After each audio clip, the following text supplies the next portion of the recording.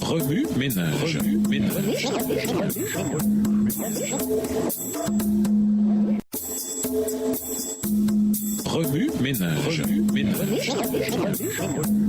Bienvenue dans votre émission. Remue ménage. Nous voilà à la leçon de dimanche. Intérioriser, reconstruire, réédifier. Alors que les Juifs étaient majoritairement retournés dans leur pays, Néhémie resta à la cour Médo-Persane. Satisfait de son poste et de sa place dans la vie, il aurait pu ignorer les hommes de Juda. Cependant, avec un investissement tout personnel, il interrogea quelques frères sur deux choses. Premièrement, le statut de son peuple, les Juifs réchappés qui étaient restés de la captivité, et deuxièmement, la condition de Jérusalem, la capitale de son peuple, ainsi que la ville que Dieu avait autrefois choisie pour y établir sa présence. Le rapport fut négatif. Premièrement, le statut du peuple, au comble du malheur et de l'opprobre. Et deuxièmement, la condition de Jérusalem, les murailles de Jérusalem en ruine et ses portes consumées par le feu. Le leadership biblique ne s'intéresse pas seulement à l'atteinte d'un objectif, d'un but ou à la réalisation d'un projet. Il considère aussi l'état des gens. Quand il s'agit de personnes, nous avons des enjeux intérieurs, au comble du malheur ou les difficultés et ou extérieures,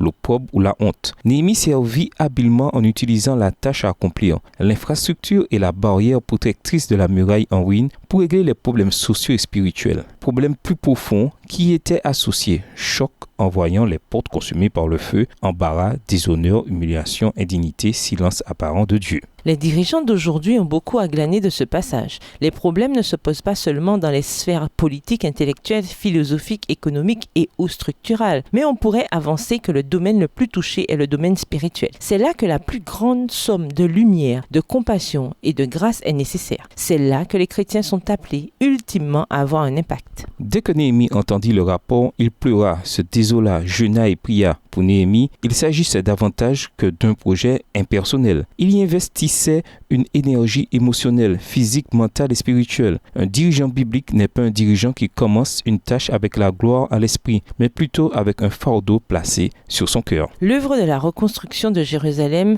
avait déjà commencé, mais elle n'avait pas été terminée en raison de manœuvres politiques. Esdras 4, versets 4 à 24. À l'écoute du rapport décourageant, Néhémie vit la situation dans son ensemble. Non seulement la réputation du peuple de Dieu était en jeu, mais également celle de Dieu. Puisque la muraille fournissait une barrière défensive contre les ennemis, une muraille non terminée refléterait non seulement l'incapacité des Juifs en ingénierie, mais aussi l'incapacité de leur Dieu à les protéger. Nous devons poser des questions sur la condition spirituelle des individus autour de nous, de même que sur celle des organisations plus grandes telles que l'Église. Des résultats médiocres et le manque d'excellence reflètent nos idées sur Dieu ainsi que sur notre relation avec lui. Lorsque sa réputation et celle de son peuple sont en jeu, nous pouvons très bien être appelés à réparer cette muraille pour sa gloire. Remue-ménage. Revenez à votre texte écrit et étudiez le passage. Encerclez les mots, expressions et idées répétées. Soulignez les mots, expressions qui sont importants et qui signifient quelque chose pour vous. Reliez par une flèche les mots, expressions aux autres mots ou expressions associées ou connexes. Mémorisez votre verset préféré de votre passage clé. Écrivez-le plusieurs fois pour vous le rappeler plus facilement. À votre avis, pourquoi Néhémie n'est pas revenu à Jérusalem après le premier édit que nous trouvons dans Esdras 1, le verset 3? Selon vous,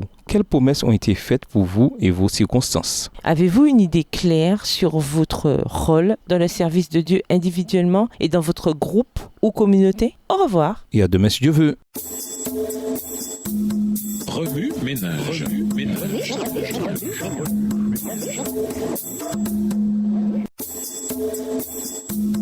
Remue ménage.